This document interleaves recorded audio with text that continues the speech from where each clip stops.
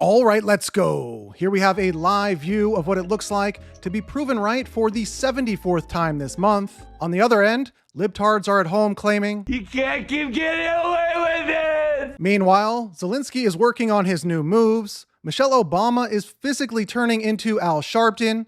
Gavin Newsom is very concerned. I just want to know where my pool boy lover Roberto is. I miss watching him clean my pool as my wife was having sex with Antonio Brown in our bedroom. I need to know if Roberto está bien. Muchas gracias, muchachos. Sean Penn is looking like all three stooges put together. This guy is a guillotine's worst nightmare. I found the person who leaves mean comments on all my videos. And whatever the hell this is.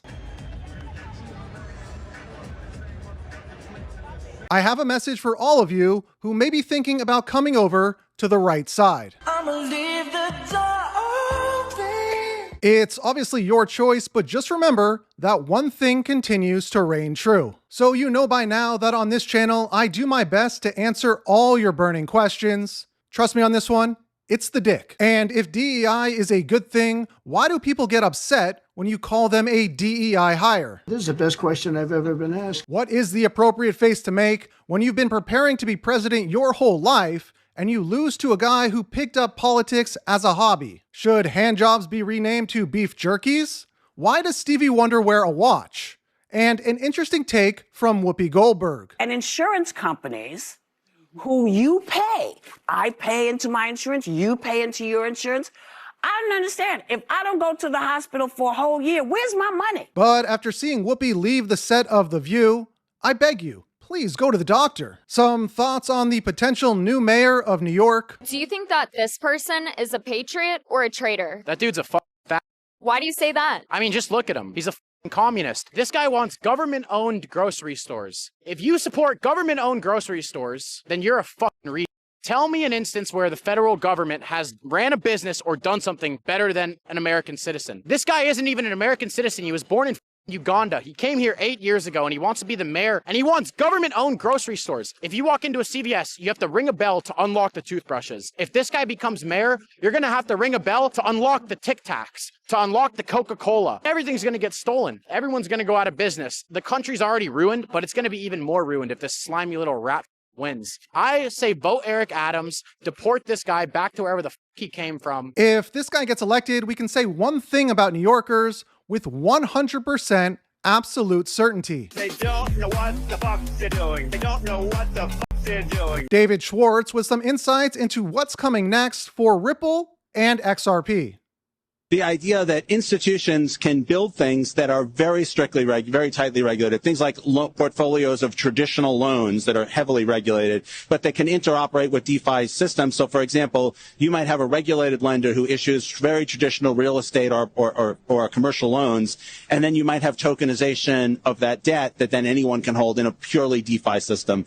And I think if you look at like the way systems grow, if you look at the way the internet grew, there was government and military adoption that enabled grassroots adoption that built the system. That synergy is what really builds something that can, be dominant, that can really grow. And I think we see that corner. We see the XRP ledger as being a blockchain where those kinds of use cases can really work. And we also just got this news from Ripple Dev. The XRPL EVM Sidechain is live on the mainnet, saying that developers can now build, port, and deploy cross-chain and EVM-only dApps using XRP as gas, with a direct bridge to the XRPL.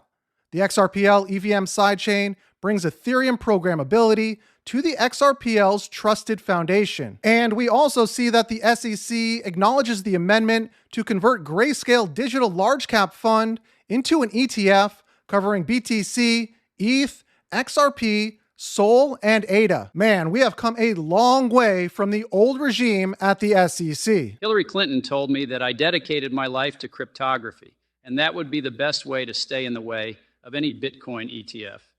Boy, was she wrong. Now I am left with a shame name and a booty hole that is quite stretched out. All right, let's take a look at some of the other top headlines. It has been recently reported that you might be in consideration for the job as the next Fed chair. When you've been asked about the likelihood recently, you said that it's up to the president. Is it a job that you would want? I will do what the president wants, but I think I have the best job in D.C. We're making a lot of progress with the president's leadership. Think about it. We are going to have the tax bill on his desk by July 4th. We're going to be wrapping up the trade talks. So I think we've had great momentum, and we will be working on Chair Powell's successor over the coming weeks and months. Trillions of dollars in assets under management, and registered reps all over the country, financial advisors, can now put people in Bitcoin. We knew it was going to make it go up. We knew the Trump administration was basically friendly to crypto.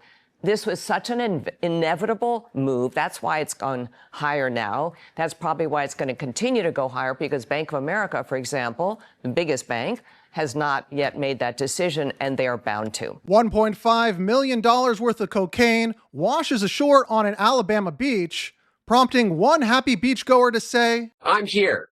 I'm ready." The money center banks have been sitting on their hands for years, crapping on the crypto industry, but it's not about Bitcoin. Nothing to do with Bitcoin. It's digital payment systems. That's the potential. That's the amazing opportunity we have here.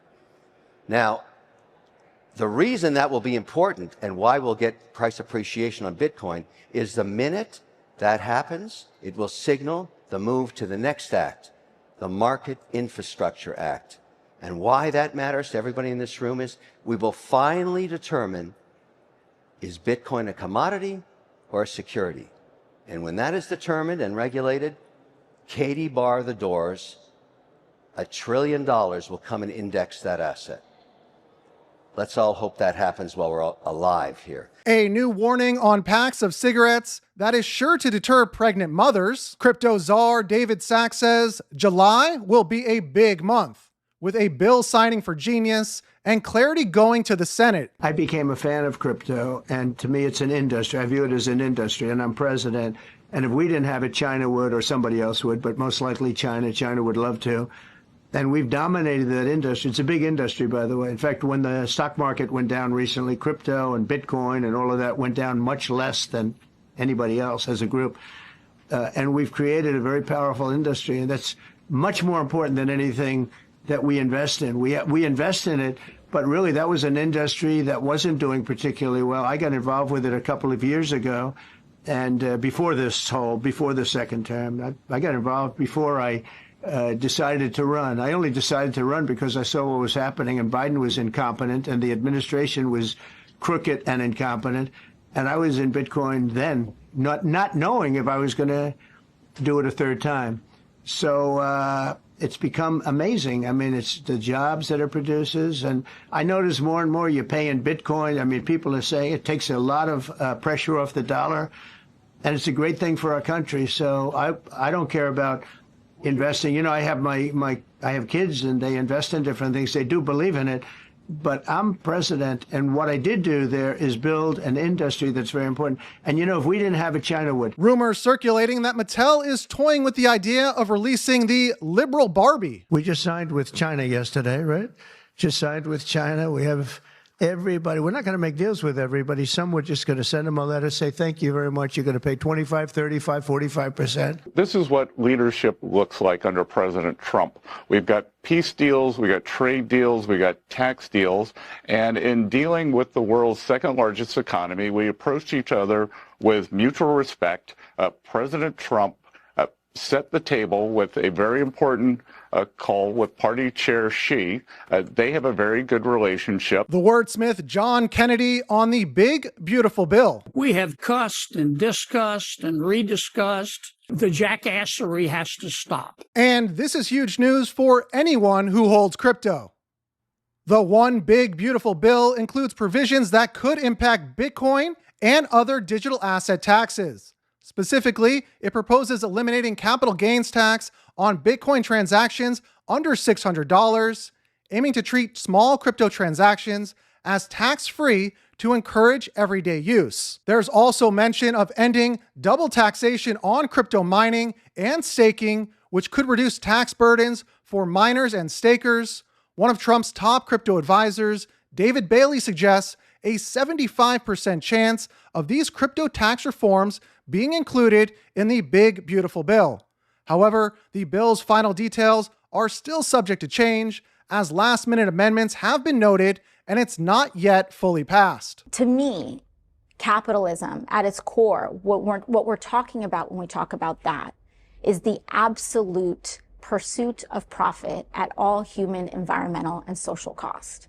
That is what we're really discussing. And what we're also discussing is the ability for a very small group of actual capitalists, and that is people who have so much money that their money makes money and they don't have to work. What you just said is one of the most insanely idiotic things I have ever heard. The other day, guys like Schumer, our great Palestinian senator, this guy, no, he's changed. He used to like Jewish people. Now he's totally against Jewish people. It's the most incredible transformation I think I've ever seen. Chuck, would you care to comment? And words said nearly 40 years ago still ring true today. You ever notice how every time a Republican takes office, the Democrats start acting like it's the end of the world? I mean, the minute we cut taxes or trim the budget, they start screaming that the sky is falling. Now, don't get me wrong, I admire their consistency. If the stock market surges, they say it's just helping the rich. And if it crashes, they say, yep, that's what happens under Republican leadership. And don't even get me started on foreign policy. A Republican president could be shaking hands with world leaders and signing peace deals, and they'd say, it must be appeasement. But the minute there's tension overseas, they rush to the nearest camera like it's Black Friday saying, see, we told you the world would catch fire if he was in charge. Now, I've always said, it's fine to disagree on policy. That's democracy.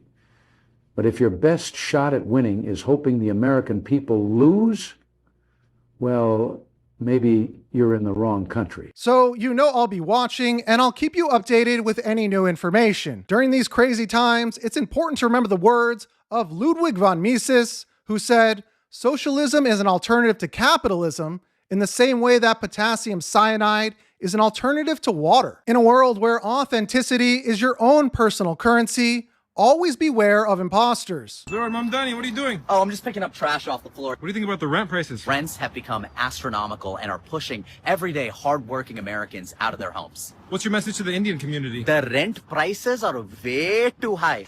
Very big problem. What about the black community? I come all the way here from Uganda and they shut off my water because I don't pay. Why? No, the African American community. Man, I just feel like they tripping on the prices. They trying to price gouge. You know what the landlords be doing, but I ain't worried about it. I'm still Zoran Mamdani, man. What about Gen Z?